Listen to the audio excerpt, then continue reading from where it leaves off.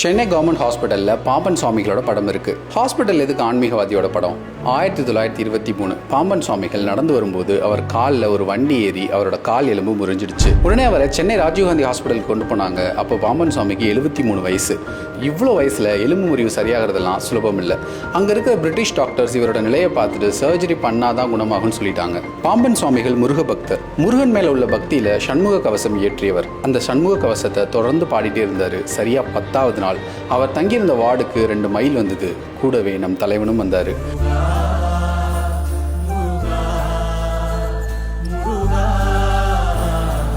அடுத்த நாள் அவர் பார்த்த டாக்டர்ஸ்க்கு நம்பவே முடியல. கால் முழுமையாக குணமடைஞ்சிருந்தது.